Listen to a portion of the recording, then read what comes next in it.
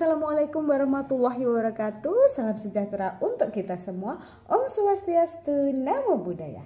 Perkenalkan, nama saya Ima Setiorini. Nomor induk mahasiswa saya 221066203557.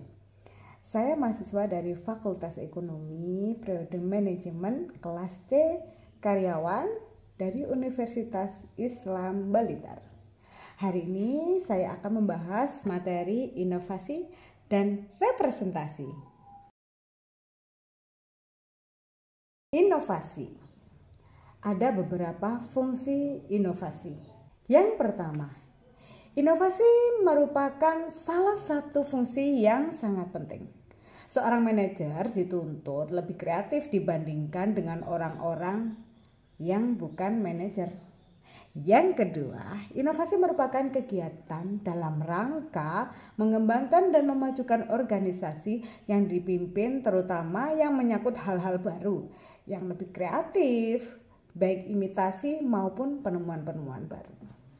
Yang ketiga, setiap pekerjaan manajerial yang baik akan selalu memberikan kesempatan bagi pengembangan inovasi.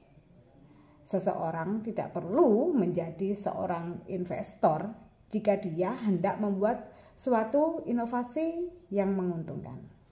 Dan yang terakhir, inovasi sangat dibutuhkan dalam menghadapi persaingan. Segala sesuatu di dunia ini terus berkembang. Demikian pula dengan organisasi dan dunia usaha. Karena itu selalu diperlukan ide-ide baru yang membebaskan diri dari cara lama. Oke, next. Pentingnya penelitian dan pengembangan. Inovasi tidaklah harus berarti menemukan sesuatu yang baru, tetapi dapat pula menerapkan sesuatu yang telah ada pada organisasinya. Pada masa sekarang, dunia usaha dan industri lebih banyak menaruh perhatiannya di dalam inovasi dibandingkan dengan tahun yang lalu. Perhatian ini tidak hanya diwujudkan dalam pembentukan bagian riset, tetapi juga dalam seluruh tingkat manajemen. Hal ini disebabkan oleh banyak bukti bahwa pertumbuhan sangatlah tergantung pada perubahan dan adopsi sesuatu yang baru ataupun cara di dalam melakukan sesuatu. Sesuatu ide baru sering datang secara tiba-tiba seperti inspirasi. Proses mental ini kadang-kadang tidak dapat ditelusuri dengan jelas. Namun demikian, banyak kenyataan bahwa inspirasi lebih banyak timbul dari mereka yang telah terbiasa dengan sesuatu masalah sehingga dapat menilai serta menilai kembali adakah kemanfaatan dari ide atau inspirasi tadi untuk menyelesaikan masalah yang bisa dihadapinya. Seorang manajer tidak dapat beranggapan bahwa dirinya seorang inovator hanya karena ia telah memberikan ide yang baru sebaik bagaimanapun, tetapi masih diperlukan pengembangan secara lebih terperinci sejauh mungkin dari idenya tadi. Pengembangan produk, termasuk pengembangan penemuan baru, merupakan kepentingan utama bagi setiap perusahaan sekarang. Inilah yang menyebabkan mengapa perusahaan-perusahaan pada masa sekarang ingin mempunyai ilmuwan dan teknisi yang kreatif. Banyak pula pedagang bahwa ide yang bagaimanapun revolusionernya datangnya adalah dari individu dan bukan dari bagian riset dan pengembangan. Berdasarkan pedagang ini, maka sistem dan prosedur yang dapat menghidupkan iklim kreativitas dalam organisasi perlu diciptakan agar setiap individu dan organisasi dapat berkreasi ke arah inovasi. Selanjutnya, representasi sebagai usaha memperluas hubungan. Fungsi representasi adalah sebagai tuntutan seorang manajer untuk menjalankan kegiatan lainnya, yaitu menjalin hubungan dengan kelompok lain atau kelompok luar. Fungsi representasi juga sebagai usaha para manajer mengembangkan dan memajukan organisasinya, terutama dalam hubungan dengan kelompok luar organisasi yang dipimpinnya. Dengan kata lain, ia harus dapat mewakili organisasi yang dipimpinnya dalam melaksanakan hubungan dengan pihak-pihak di luar organisasinya. Para manajer pada saat ini haruslah lebih banyak menyediakan waktu untuk melakukan hubungan dengan kelompok luar, apakah dengan masyarakat umum, pemerintahan, serikat buruh, supplier, bank, ataupun lembaga keuangan. Kegiatan semacam ini merupakan fungsi representasi. Walaupun tampaknya sederhana, tetapi fungsi ini agak sukar didelegasikan kepada bawahannya. Pengalaman menunjukkan bahwa kegiatan manajer bersifat mengadakan hubungan dengan kelompok luar lebih banyak menyita waktu dari para manajer. Namun, seperti telah diuraikan pada adanya hal semacam ini, suatu perusahaan tidak dapat hidup atau beroperasi tanpa adanya hubungan-hubungan dengan kelompok luar, apakah masyarakat, pemerintahan, lembaga keuangan, bank, dan sebagainya. Pentingnya inovasi dan representasi. Memahami inovasi dan representasi sebagai fungsi-fungsi manajemen akan memberikan kejelasan bahwa memimpin bukanlah suatu pekerjaan rutin, tetapi lebih dari itu dituntut suatu kreativitas yang dapat menghasilkan sesuatu yang baru atau meniru sesuatu yang telah ada tetapi belum digunakan oleh organisasi yang dipimpinnya. Fungsi representasi akan menunjukkan bahwa seorang manajer harus dapat menjadi duta atau mewakili organisasinya dalam hubungan dengan kelompok luar. Selamat belajar dan terima kasih. Sampai jumpa. Assalamualaikum warahmatullahi wabarakatuh. Perkenalkan, nama saya Syafiul Alfiansa. Nomor induk mahasiswa saya 22106620316. Saya dari Fakultas Ekonomi Prodi Manajemen, kelas C Karyawan. Mari masuk ke materi, yaitu aktuasi sebagai fungsi manajemen. Aktuasi adalah usaha untuk menjadikan keseluruhan anggota untuk ikut bertekad dan berupaya dalam rangka mewujudkan tujuan kelompok. Aktuasi terbagi menjadi 3. Yang pertama ada direction atau bimbingan, motivasi, dan influence. Selanjutnya ada kepemimpinan, yaitu sebagai proses untuk mempengaruhi tindakan kelompok yang terorganisasi untuk mencapai tujuan dan menyelesaikannya dengan cara yang maksimal. Ada beberapa alasan pengembangan manajemen. Yang pertama, meningkatkan kinerja, menurunkan ongkos produksi yang tentunya itu sangat berpengaruh. 3. Mendapatkan kerjasama yang lebih baik. 4. Menambah rasa percaya diri. 5. Menanamkan semangat kerja yang tinggi. Ini salah satu juga yang sangat berpengaruh. Kriteria penilaian kecakapan manajemen menurut Michel J. Jussius.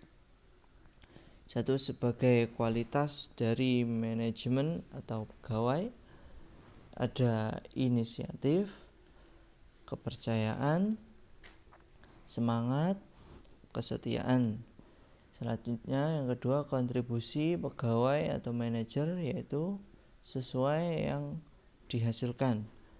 Ada jumlah pekerjaan, kualitas pekerjaan, tanggung jawab, tujuan-tujuan, dan selanjutnya ada motivasi, yaitu keadaan dalam pribadi seseorang yang mendorong keinginan individu untuk melakukan kegiatan tertentu dalam mencapai tujuan. Pandangan tentang yang namanya motivasi. Kalau teori hierarki kebutuhan dari Maslow dari tingkatan tertinggi ke terendah.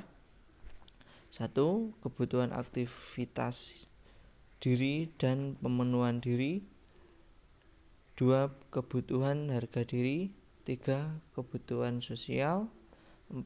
Kebutuhan keamanan dan rasa aman. 5. Kebutuhan fisiologis, contohnya ya seperti makan, minum, istirahat. Kepemimpinan, yaitu pemimpin diharapkan akan dapat mempengaruhi proses suatu transaksi sosial. Dalam proses kepemimpinan atau transaksi sosial meliputi orang yang mempengaruhi, metode mempengaruhi, orang yang dipengaruhi. Adapun metode mempengaruhi dapat berupa kekuatan fisik, penggunaan saksi, usaha untuk menunjukkan keahlian, dan karismatik. Hakikat kepemimpinan. Yang pertama, dalam kepemimpinan. 2. Hakikat kepemimpinan. 3. Kekuasaan. 4. Modal kepemimpinan. Ada lagi teori kepemimpinan, yaitu yang pertama situational theory, 2. personal behavior teori, 3. supportive teori, 4. sosiologi teori, 5. psikologi teori, dan 6. terakhir autokratik teori. Sekian dari saya. Apabila ada kata yang kurang tepat, saya mohon maaf. Assalamualaikum warahmatullahi wabarakatuh. Assalamualaikum warahmatullahi wabarakatuh. Perkenalkan, nama saya Winda Eka Purwanti, NIM 22106620355. Mata kuliah pengantar manajemen. Di sini saya akan mempresentasikan sedikit tentang pengertian dan ruang lingkup manajemen untuk memenuhi tugas ujian akhir semester. Pengertian dan ruang lingkup manajemen. Baik, yang pertama pengertian manajemen. Pengertian manajemen, untuk hal ini pengertian manajemen secara umum memiliki banyak sudut pandang dan persepsi. Namun secara garis besar semua pengertian manajemen akan fokus pada satu hal, yaitu pengambilan keputusan. Kata manajemen berasal dari bahasa Inggris, yaitu manage, yang di mana memiliki arti yakni mengelola, mengendalikan, mengusahakan, dan memimpin. Manajemen juga dapat didefinisikan sebagai proses perencanaan, pengorganisasian, kepemimpinan, dan pengontrolan untuk optimasi penggunaan sumber-sumber dan pelaksanaan tugas-tugas dalam mencapai tujuan organisasi secara efektif dan efisien. Kita lanjut ya. Ada ruang lingkup manajemen. Ruang lingkup manajemen sendiri ini terbagi menjadi dua, yaitu lingkungan luar eksternal yang terdiri dari lingkungan umum dan lingkungan khusus, di mana lingkungan umumnya meliputi ekonomi, politik, hukum, budaya, teknologi, dimensi internasional, seperti globalisasi dan paham ekonomi, dan juga kondisi lingkungan alam. Yang kedua ada lingkungan khusus. Ini meliputi pemilik atau stakeholder, customer, klien, pemasok atau supplier, pesaing, badan pemerintah, lembaga keuangan, media, dan serikat pekerja. Yang kedua ini ada lingkungan dalam atau internal, yang terdiri dari manusia, finansial seperti sumber, alokasi, dan juga kontrol daya. Yang ketiga ada fisik atau gedung, kantor juga termasuk fisik. Lalu ada sistem nilai dan organisasi. Setelah itu ada tujuan manajemen ya. Tujuan manajemen ini ada banyak sekali tujuan manajemen sebenarnya. Tapi di sini kita singkat saja. Yang pertama adalah memperoleh hasil maksimal dengan biaya atau usaha seminimal mungkin. efisien dalam menggunakan sumber daya, efektif dalam pencapaian tujuan, kesejahteraan maksimum untuk pimpinan dan karyawan, melaksanakan dan mengevaluasi strategi yang kita pilih secara efektif dan efisien, mengevaluasi kinerja, meninjau dan mengkaji ulang situasi serta melakukan berbagai penyesuaian dan koreksi jika terdapat penyimpangan di dalam pelaksanaan strategi. Kita lanjut. Di sini ada jenis-jenis manajemen. Ada 2 jenis manajemen sendiri, yaitu yang pertama manajemen administratif atau proses, dan manajemen kooperatif atau sinergi. Manajemen administratif sendiri adalah sistem manajemen tradisional yang menitik beratkan pada manajer-manajer dan tindakannya daripada struktur organisasi secara menyeluruh. Yang kedua ada manajemen kooperatif atau sinergi, adalah sistem manajemen yang menitik beratkan pada kerjasama antar struktur atau bidang dalam organisasi pegawai dan lingkungannya. Baik, selanjutnya ada fungsi-fungsi manajemen. Yang pertama ada planning atau perencanaan. Perencanaan merupakan proses pendefinisian organisasi untuk membuat strategi dalam rangka mencapai tujuan serta pengembangan rencana aktivitas organisasi. Lalu ada organizing atau pengorganisasian, adalah proses penyusunan atau penentuan sumber daya organisasi untuk mencapai tujuan bersama, tujuan perusahaan bersama. Sumber daya organisasi meliputi sumber daya manusia seperti karyawan, tenaga ahli, sumber daya fisik, sumber daya operasional seperti kebijakan, sistem operasi, sistem informasi, merek atau brand. Lalu ada actuating atau pelaksanaan, yang merupakan proses penerapan atau implementasi dari semua rencana, konsep, ide, serta gagasan yang telah dibuat sebelumnya untuk meraih tujuan bersama. Lalu yang terakhir ini ada controlling atau pengendalian. Adalah bentuk kontrol atau evaluasi terhadap kinerja organisasi. Hal ini dilakukan untuk memastikan jika apa yang telah direncanakan, disusun, serta dijalankan sudah sesuai dengan apa yang telah dirancang sebelumnya. Baik, sekian presentasi dari saya. Terima kasih. Bila ada kurang lebihnya mohon maaf dan semoga bermanfaat. Wassalamualaikum warahmatullahi wabarakatuh.